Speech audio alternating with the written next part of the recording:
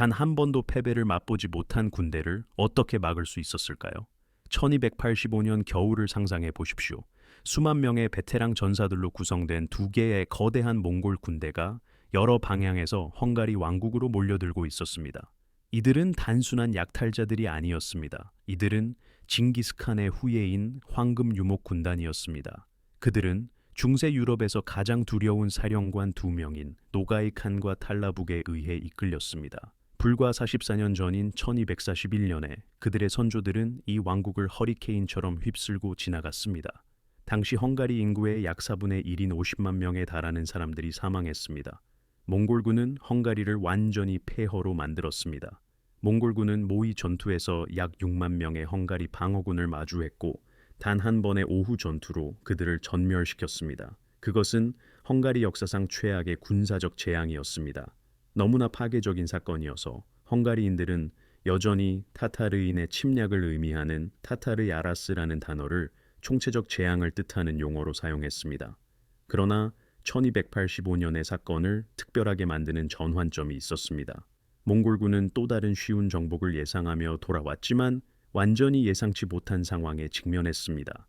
헝가리는 무방비 상태의 중세 왕국에서 난공불락의 요새 국가로 변모했던 것입니다. 문제는 헝가리가 두 번째 침략에서 어떻게 살아남았는지에 그치지 않습니다. 문제는 40년 전 완전히 파괴되었던 왕국이 어떻게 재건되었는지입니다. 또한 지구상에서 가장 두려운 군사력을 완전히 격퇴할 만큼 강력해질 수 있었는지도 의문입니다.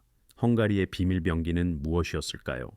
또한 자신의 궁정보다 유목민인 쿠만족과 더 많은 시간을 보낸 논란의 여지가 있는 통치자 라슬로 4세 국왕은 어떻게 그의 할아버지 세대가 꿈만 꾸었던 방어를 성공적으로 지휘했을까요? 1241년과 1285년 사이에 헝가리에서는 혁명적인 일이 일어났습니다. 달마티아 해안의 섬으로 도망쳐 간신히 목숨을 건진 노년의 벨라 4세 국왕은 남은 28년간의 통치 기간 동안 한 가지 목표에 집착했습니다. 그것은 몽골군이 1241년에 했던 일을 다시는 헝가리에 할 수 없도록 하는 것이었습니다. 1206년에 태어난 벨라 4세는 1235년부터 왕이었으며 자신의 왕국이 거의 완전히 파괴되는 것을 직접 목격했습니다. 그는 트라우마로 인해 변화된 사람이었습니다. 1241년 이전에는 왕권을 질투하며 중앙 집권적인 군주로 통치했습니다. 1241년 이후에는 헝가리의 두 번째 건국자로 알려지게 되었고 그럴 만한 이유가 있었습니다. 헝가리의 지리적 현실은 헝가리를 끔찍하게 취약하게 만들었습니다. 카르파티아 산맥에서 다뉴브강까지 뻗어 있는 광활한 평야인 대평원은 기병에게 완벽한 지형이었습니다. 그곳은 몽골군이 번개처럼 빠른 기마 공수들을 활용하여 탁월하게 공략했던 바로 그 지형이었습니다. 1241년 당시 헝가리에는 단 10개의 석조 성만 있었습니다. 그중 절반은 오스트리아와의 서쪽 국경에 밀집해 있었습니다. 왕국의 나머지 방어시설은 목책, 토루, 그리고 흙으로 강화된 벽들로 이루어져 있었습니다. 이러한 구조물들은 몽골군의 공성 무기에 휴지처럼 찢겨 나갔습니다. 당시의 파괴를 목격한 한 독일 연대기 작가는 헝가리에 성벽이나 강력한 요새로 보호되는 도시가 거의 없었다고 기록했습니다. 그것은 재앙을 불러오는 지름길이었습니다. 이제 몽골군이 왜 그렇게 무서웠는지 이야기해 보겠습니다. 1285년 무렵 황금유목 군단은 60년 이상 군사 초강 대국으로 활동하고 있었습니다. 전설적인 장군 수부타이와 바투칸이 지휘한 1241년에서 1242년의 유럽 침략은 놀라웠습니다. 그들은 1241년 4월 9일 레그니차 전투에서 폴란드를 괴멸시켰습니다. 불과 이틀 뒤인 4월 11일 모히 전투에서 헝가리를 격파했습니다. 그들은 불가리아를 유린하고 크로아티아를 침략했으며 서쪽으로는 비엔나 외곽까지 진격했습니다. 라시드 알띵과 같은 동시대 자료에 따르면 모의 전투의 몽골군은 약 4만 명의 기마병으로 이루어졌습니다. 그러나 그들은 6만 명으로 추정되는 헝가리군을 전술적 걸작으로 파괴했습니다. 헝가리경 기병은 몽골군의 거짓 후퇴와 포위 전술의 무용지물이었습니다. 소수의 중무장 기사들, 특히 템플 기사단만이 근접 전투에서 효과적으로 싸울 수 있었습니다. 하지만 그들조차도 압도당했습니다. 몽골의 군사 시스템은 혁명적이었습니다. 모든 전사가 기마병으로 이루어져 하루에 80마일을 이동할 수 있는 군대를 만들었습니다. 그들은 300야드 거리에서도 갑옷을 뚫을 수 있는 복합화를 사용했습니다. 그들은 정교한 정찰 네트워크를 운용했습니다. 또한 수천 마일에 걸쳐 여러 전선에서 침략을 조율했습니다. 그들은 심리전도 사용했습니다. 저항하는 도시들을 학살하여 적의 사기를 전투 시작 전에 꺾어 놓았습니다. 1240년에 몽골군이 키이우를 파괴했을 때 경고를 위해 해골 피라미드를 남겼다고 전해집니다.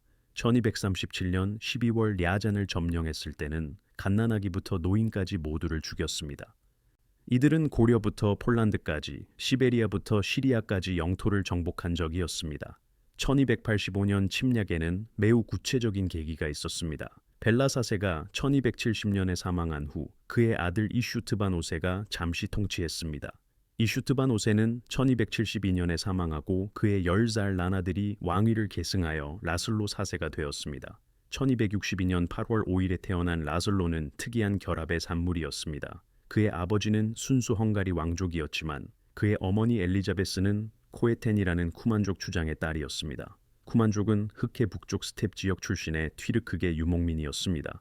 1230년대 몽골군으로부터 도망친 후 벨라 4세 국왕은 그들에게 군사 복무와 기독교 개종을 대가로 헝가리의 망명을 허락했습니다. 이로 인해 라슬로는 혈통상 절반이 쿠만족이었고 이는 그의 행동에서도 나타났습니다. 그는 쿠만족 의상을 입고 쿠만족 접들을 두었습니다. 특히 아이다라는 여성은 격분한 대주교 로도메르에게 독사라고 불렸습니다. 라슬로는 헝가리 성보다 쿠만족 천막에서 더 많은 시간을 보냈습니다. 동시대 연대기 작가인 케자 출신의 시몬은 라슬로가 화성의 운명 아래 태어났다고 기록했습니다. 이는 그가 전쟁을 위해 태어났음을 암시했습니다. 그러나 여기서 흥미로운 점이 있습니다. 몽골 침략 3년 전인 1282년에 헝가리에서 쿠만족 반란이 일어났습니다. 이들은 라슬로가 총애하던 바로 그 쿠만족이었습니다. 라슬로는 1282년 5월 호드 호수 전투에서 그들을 무자비하게 진압했습니다.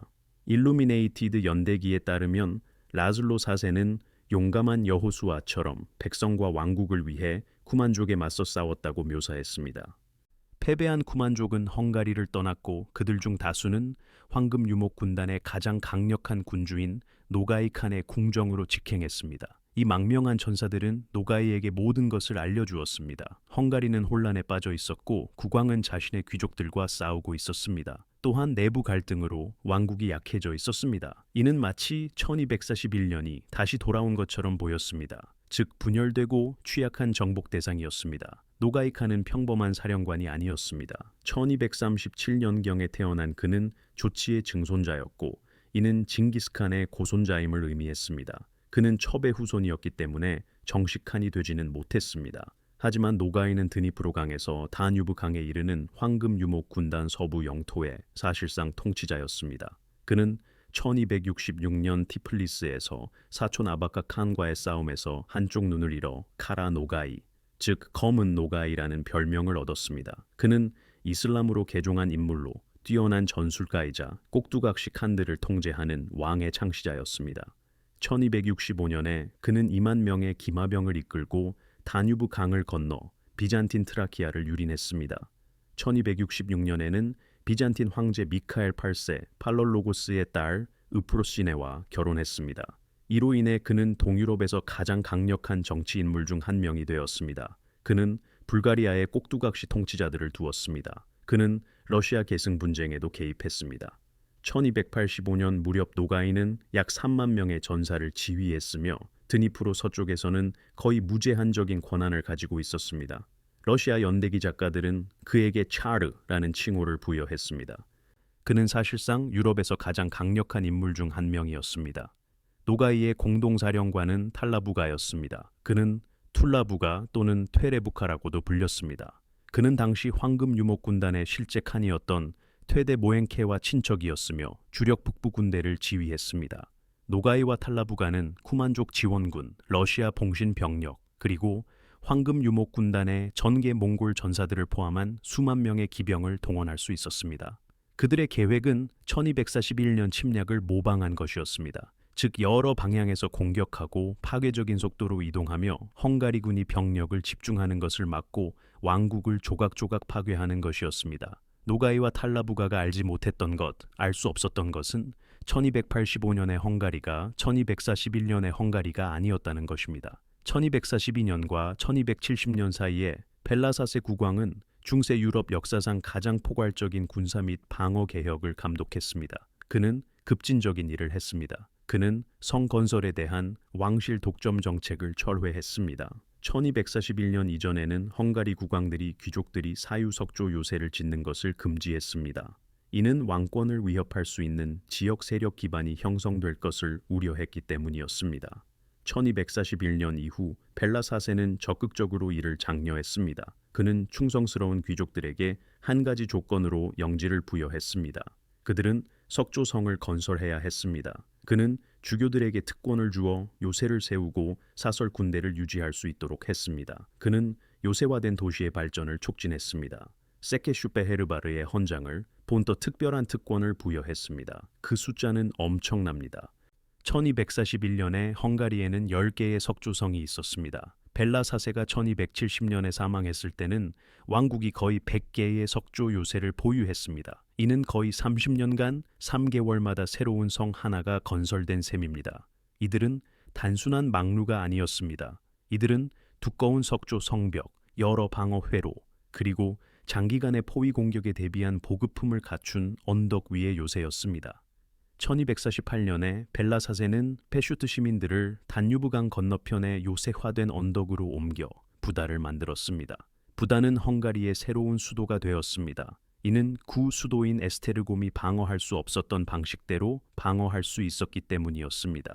구 수도는 몽골군에 의해 파괴되었지만 새로운 수도는 그들을 견딜 수 있도록 건설되었습니다. 벨라 4세는 또한 헝가리군의 구성을 혁신했습니다.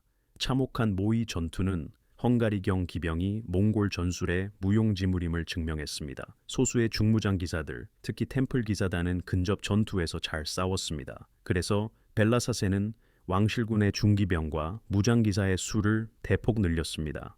1248년에 그는 나라의 중산층이 귀족의 용병이 될 수 있다고 선언했습니다. 단 귀족들이 그들을 적절한 장비를 갖추고 전투에 임해야 했습니다. 1259년에 그는 교황에게 베네치아에서 1000명의 이탈리아 석궁병을 고용하는 것을 도와달라고 요청했습니다. 석궁이 몽골 기병에 효과적임이 입증되었기 때문이었습니다. 그는 또한 귀족 구조를 근본적으로 변경했습니다. 독일, 폴란드 및 기타 인접 지역에서 온 새로운 정착민들에게 기마 변격을 대가로 조건부 귀족 신분을 부여했습니다. 수천 명의 식민지 개척자들이 도착하여 황폐해진 땅을 재건하고 새로운 군사 인력을 제공했습니다. 아마도 가장 중요했던 것은 벨라 4세가 쿠만족을 다시 초청했다는 점입니다. 네, 그들은 1241년에 그들의 카니 헝가리 폭도들에게 살해당한 후 도망쳤던 바로 그 쿠만족이었습니다. 벨라 4세는 그들에게 단유브 강과 티사 강 사이에 광대한 영토를 부여했습니다. 쿠만족은 몽골족과 유사한 스텝 전투 전술에 익숙한 뛰어난 경기병이었습니다. 1278년 뒤른크루트 전투, 일명 마르히펠트 전투에서 라슬로 4세가 지휘하는 헝가리군에는 약 16,000명의 쿠만 기마병이 포함되었습니다. 그들은 독일의 루돌프 1세 국왕이 보헤미아의 오토카르 2세를 격파하는 것을 도왔습니다.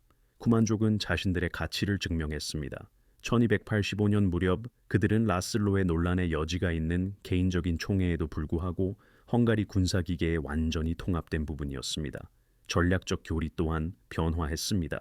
1241년 벨러 왕은 모히에서 한 번의 결정적인 야전 전투로 몽골군과 맞서려 했습니다. 이는 재앙적인 결과를 가져왔습니다. 헝가리의 패배에서 얻은 교훈은 유럽 전역에서 연구되었습니다. 신성 로마 제국 황제 프리드리히 2세는 1241년 6월에 명확한 군사 지시를 내렸습니다. 몽골군과의 야전 전투를 피하고 모든 식량 비축분을 요새에 저장하며 모든 성을 강화하라는 것이었습니다.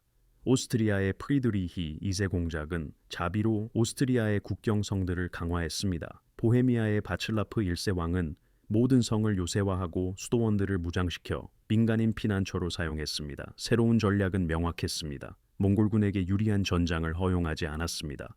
모든 요새를 악몽 같은 공성전으로 만들었습니다. 초토화 전술을 시행하여 그들을 소모시키는 것이었습니다. 1285년 1월 몽골의 침략이 시작되었습니다. 탈라부가는 1241년에 몽골군이 사용했던 것과 동일한 경로를 통해 카르파티아 산맥의 베레츠케 고개를 넘어 북부 주력군을 이끌었습니다. 한겨울이었습니다. 이는 헝가리인들을 방심하게 만들고 강을 얼려 쉽게 건널 수 있는 지점을 만들기 위한 계산된 선택이었습니다. 노가이의 남부 부대는 헝가리의 산악 동부 지역인 트란실바니아를 통과했습니다. 더 작은 세 번째 부대는 왕국의 중앙을 통해 진입했을 것으로 추정됩니다. 침략 경로는 1241년 원정과 거의 정확히 일치했습니다. 몽골군은 속도와 기습을 강조했으며 너무 빨리 움직여 헝가리의 초기 병력 집결 시도는 실패했습니다. 하지만 침략자들에게는 즉시 문제가 발생하기 시작했습니다. 탈라부가의 북부 부대는 혹독한 겨울 산악전의 현실에 직면했습니다. 카르파티아 산맥은 이례적으로 많은 눈에 덮였습니다. 갈리시아 보리니아 연대기와 폴란드 자료에 따르면 수천 명의 탈라부가 병사들이 전투가 아닌 추위와 굶주림으로 사망했습니다. 왜 그랬을까요? 그들이 지나가는 모든 헝가리 요새가 식량을 비축했기 때문입니다. 지역 주민들은 모든 먹을 것을 가지고 석조성으로 피난했습니다. 이것은 프리드리히 2세 황제가 주장했던 바로 그 전술이었습니다. 침략자들을 굶겨 죽이는 것이었습니다. 작은 헝가리 병력들은 성수비대에서 출격을 감행하여 산길을 어렵게 통과하는 탈라부가 군대를 괴롭혔습니다. 깊은 눈에 익숙하지 않고 사료가 부족했던 몽골 말들은 떼죽음을 당하기 시작했습니다. 지역 헝가리 지휘관들은 적극적인 방어로 두각을 나타냈습니다. 레게츠성은 몽골군의 여러 차례 공격을 막아냈습니다. 라디슬라우스 왕은 논란이 많은 평판에도 불구하고 주도성을 보인 하급 귀족들을 승진시키기 시작했습니다. 비교적 알려지지 않은 지휘관이었던 죄르지 박샤는 지역 저항을 조직한 공로로 인정을 받았습니다. 아바시족 소모시 지파의 아마드스 아바와 페테르 아바, 그리고 샤로시의 페테르 모두 성공적인 방어 작전을 이끌었습니다.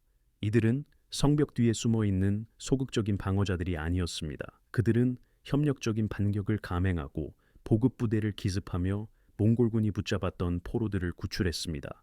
트란실바니아의 트라스코우 요새는 셰켈리 전사들이 아리에슈 지역에서 방어하여 헝가리 저항의 상징이 되었습니다. 셰켈리족은 트란실바니아에 거주하는 헝가리 특유의 민족으로 맹렬한 전사 문화로 유명했습니다. 그들은 몽골군의 여러 차례 공격을 견뎌냈고 항복을 거부하며 노가이의 남부 부대에 사상자를 입혔습니다. 동시대 자료들은 셰켈리 병력들이 맹렬한 저항을 펼쳤다고 특별히 언급했습니다. 그들은 포로들을 풀어주고 몽골군이 약탈했던 전리품을 되찾았습니다. 이러한 일은 발생해서는 안 되는 것이었습니다. 1241년에는 대부분의 헝가리 정착지가 수일 내에 함락되었기 때문입니다. 한편 탈라부가 군대는 끊임없는 기습을 받았습니다. 그의 약화된 병력은 단유브강 서쪽에 집결한 라디슬라우스 왕의 주력군에 도달하기도 전에 퇴각했습니다. 일부 자료는 전면전이 있었다고 주장합니다. 다른 자료들은 탈라부가가 철수하기 전에 서둘러 평화조약을 맺었다고 말합니다. 확실한 것은 탈라부가 침략이 완전히 무너졌다는 것입니다. 그의 군대는 추위와 굶주림, 게릴라 공격으로 황폐해졌습니다. 1286년 봄 카르파티아 산맥을 넘어 후퇴하는 동안 더 많은 병력을 잃었습니다. 탈라부가는 격분했습니다. 그는 이 재앙에 대해 노가이를 비난했고 이러한 분노는 골마갔습니다. 헝가리 침공이 실패한 지 불과 1년 뒤인 1287년 탈라부가는 칸 퇴데 머엔케를 전복시키고 죽였습니다. 그는 골든호르드의 권력을 장악했습니다. 이는 헝가리에서의 굴욕에 대한 분노 때문이기도 했습니다. 트란실바니아를 통과한 노가이의 남부 부대는 처음에는 다소 나은 성과를 보였지만 큰 차이는 없었습니다. 그의 군대는 레긴, 브라쇼브, 비스트리차 같은 도시들을 약탈했습니다. 찬란한 연대기에 따르면 다뉴브강 동쪽 전역에 끔찍한 불길의 황폐를 퍼뜨렸습니다. 그들은 헝가리의 주요 도시인 페슈트 외곽에 도달했습니다. 하지만 중요한 사실은 도시가 이미 버려진 상태였다는 것입니다. 주민들은 모든 보급품을 가지고 다뉴브강 남쪽과 서쪽으로 도피했습니다. 노가이의 군대가 도착했을 때 그들은 텅 빈 거리를 발견했습니다. 약탈할 것도 노예로 삼을 민간인도 빼앗을 식량도 없었습니다. 페슈트 점령 기간 동안 특별한 사건이 발생했습니다.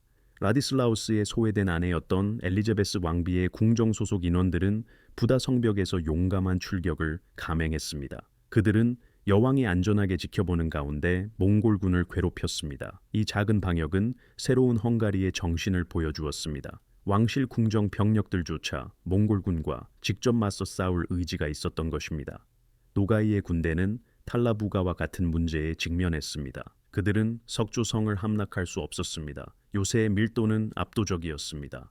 모든 전략적 요지에는 요새가 있었습니다. 모든 요새는 공성전을 위한 보급품을 갖추고 있었습니다. 모든 수비대는 급습과 기습 공격을 감행했습니다. 1241년에는 몽골군이 목조 요새를 우회하여 헝가리 왕을 추격할 수 있었습니다. 하지만 1285년에는 수십 개의 석조성을 포위하거나 후방에 위험한 적을 남겨야 했습니다. 몽골군의 공성 전술은 속도와 위협에 의존했습니다. 방어자들이 항복을 거부하면 몽골군은 압도적인 병력으로 성벽을 습격하거나 공성 무기를 사용하여 목조 방어 시설을 부수곤 했습니다. 그러나 여러 겹의 방어 시설을 갖추고 수개월 동안 보급된 석조성은 완전히 다른 문제였습니다. 몽골군은 수개월에 걸친 공성전을 할 시간이 없었습니다. 그들의 군대는 여러 요새의 지속적인 공성전이 아닌 기동성을 위해 만들어졌습니다. 최종 대결은 라디슬라우스 4세 왕이 왕실군을 동원했을 때 일어났습니다. 자료에 따르면 그의 병력은 단유부강 서쪽에 배치된 1만에서 15,000명의 중기병과 쿠만족 보조병으로 구성되었습니다. 이것은 복합무기 부대였습니다. 갑옷을 입은 헝가리 중기병, 기동성과 교란을 제공하는 쿠만 경기병, 그리고 원거리 화력을 제공하는 이탈리아 석궁병으로 구성되었습니다.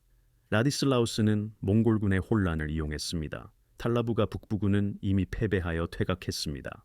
노가이 남부군은 포로와 약탈품에 시달리며 보급선에서 멀리 떨어진 곳에서 약탈부대로 흩어져 있었습니다.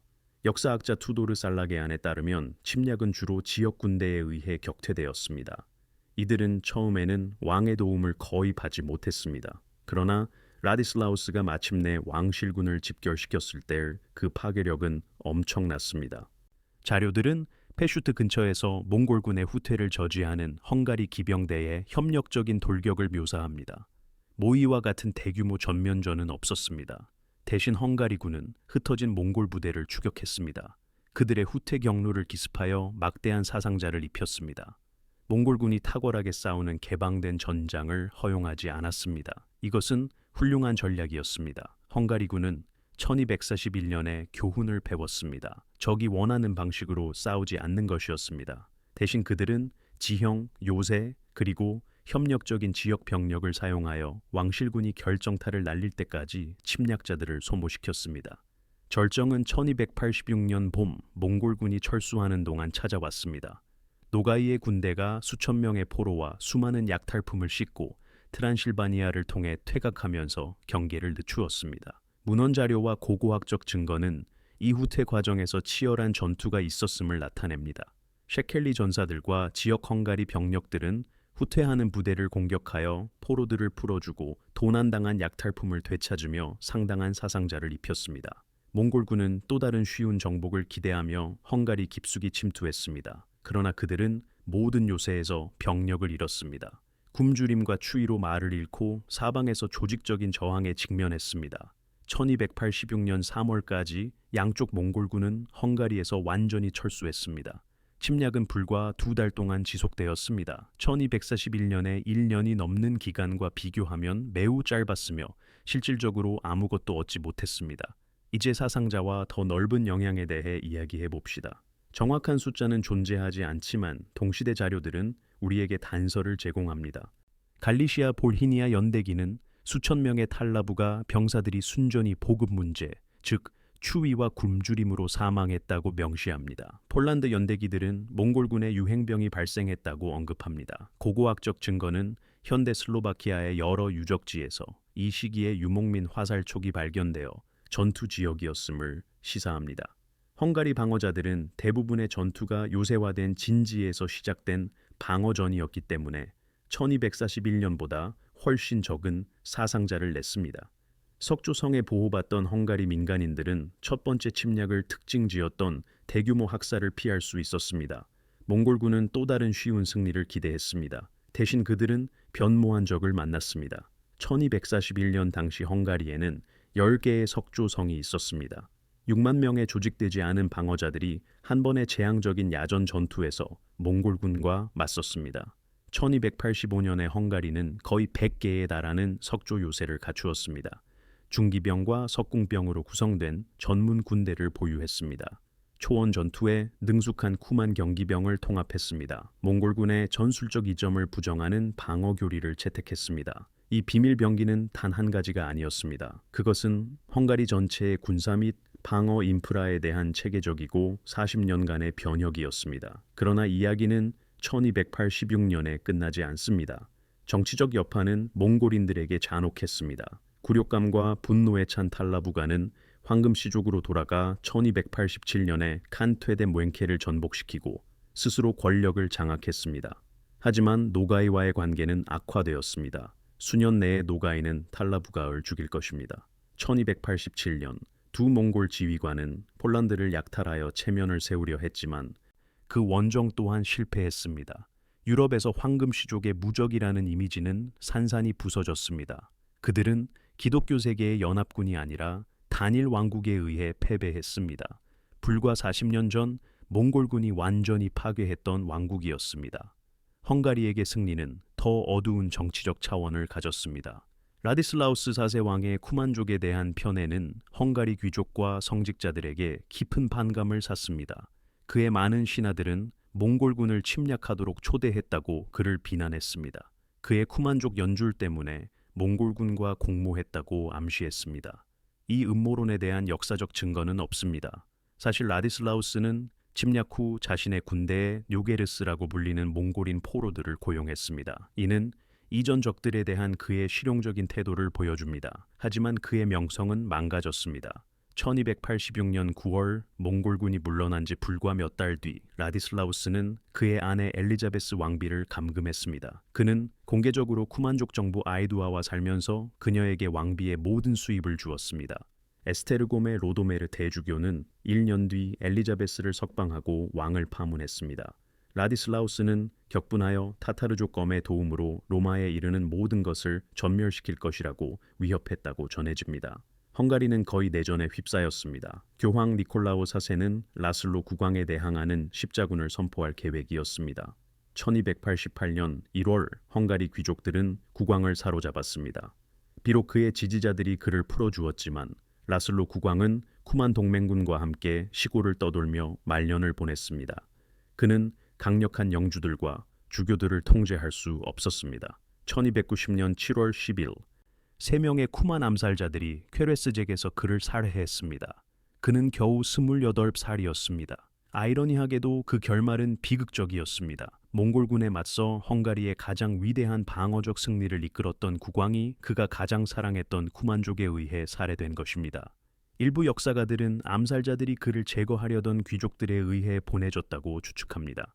다른 역사가들은 쿠만족이 1282년 자신들의 반란을 진압한 그를 용서하지 않았다고 생각합니다.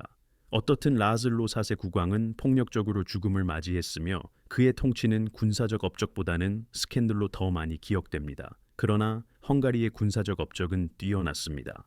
1285년의 몽골군 침공은 헝가리를 정복하려는 마지막 주요 시도였습니다. 킵차크 칸국은 이후 몇 년 동안 소규모 습격을 시도했습니다. 그들은 1287년과 1293년에 다시 폴란드를 침공했습니다. 그러나 헝가리에 대한 전면적인 침공은 다시는 시도하지 않았습니다. 벨로 4세 국왕이 건설한 성곽체계는 수세기 동안 헝가리의 방어적 중추로 남아 있었습니다.